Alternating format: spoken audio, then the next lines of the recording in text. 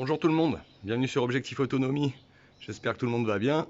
Ça fait un petit moment que j'avais pas fait de vlog parce que de toute façon c'était un peu l'hiver donc il n'y avait pas grand chose à faire. Enfin, malgré que j'en ai fait pas mal, vous allez voir ça.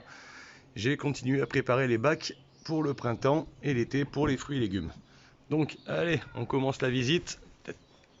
Ici, le petit parterre qu'on a commencé à enrichir et à pailler pour les futures plantes de tomates qui vont arriver là. Ici, un nouveau bac qui est apparu avec une petite idée que j'ai eue. J'ai fait des petits bacs en débord comme ça. Ça va être un bac où il va sûrement y avoir soit des tomates, soit des aubergines, avec des fraises sur les côtés. Et en plus, ça fait joli. J'en ai rajouté un à celui-là. Ah oui, maintenant que je vois le laurier, je me dis que j'ai enlevé le laurier du grand pot parce qu'il servait pas à grand chose et qu'il atterrit pas. Il a tiré les pucerons cet engin. Blindé de pucerons l'été dernier. Donc je l'ai remis dans un petit pot histoire de le garder quand même, on n'allait pas le tuer. Ici, un des bacs que j'avais fait en permaculture, j'ai fini de les remettre à niveau parce qu'ils étaient un peu tassés. On a rajouté terreau, terre végétale et je les ai paillés avec du, comment ça s'appelle, de l'écorce de pin que j'ai acheté à Gamme Vert pour 3 fois rien. Ici, quelques plantes aromatiques. On a comment ça s'appelle, une plante à curry. C'est super pour les grillades et les petits poissons. C'est une petite plante comestible qui a le goût de curry. Et j'ai rajouté un romarin. Ça ira sûrement bien ensemble parce que c'est des plantes qui ne demandent pas énormément d'eau. On a bougé justement le clémentinier que j'ai remis dans le gros bac, gros pot, où avant il y avait justement le laurier, pour qu'il se développe un peu plus. Ça fait quelques années qu'il stagnait. Pour la première année, j'ai eu 4 clémentines cette année, la folie, mais c'était les 4 premières.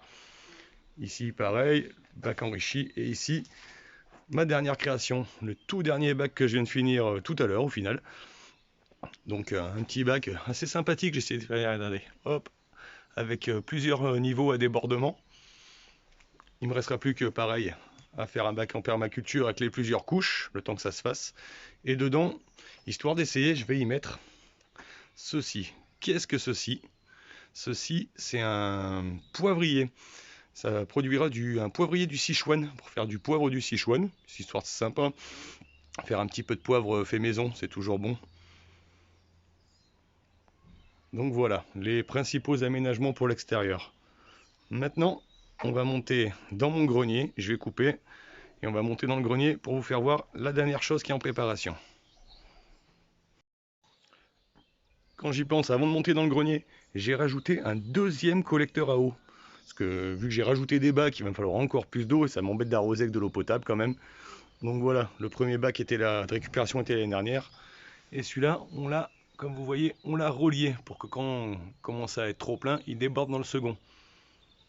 Ce qui ferait environ, d'après les capacités un peu plus, entre environ 650 litres pour les deux bacs réunis. Nous voilà dans mon grenier. Bon, faites pas attention au bruit, j'ai fait du tri, tout ça doit partir à la déchetterie. L'important, c'est ici. Comme vous voyez, j'ai fait mes semis moi-même cette année. Je vais essayer de faire mes semis plutôt qu'acheter des plants F1 qui coûtent des fois trop cher et en plus c'est des F1. Donc, dans mes petits godets, nous avons tomates, tomates noires russes, tomates pêche, aubergines violettes, courgettes non rampantes et des poivrons Yolo Wonder. Et hop, dans les trois petits pots en terre là-haut, j'ai essayé de faire planter des potimarrons avec des graines à moi que j'ai récupérées. Donc pour l'instant, ça fait quoi? Une dizaine de jours et ça marche plutôt pas mal. Il y a un Velux juste au-dessus de ma tête, donc ça fait la lumière. Le fait est que dans le grenier, on descend jamais très bas non plus en température, donc c'est pas mal pour la germination. La preuve, ça a pas mal donné. Pour l'instant, toutes les tomates sont sorties sur la rangée du haut. Ça, je me souviens plus, j'ai oublié de noter, mais après je le verrai à la tête des plants ce que c'est.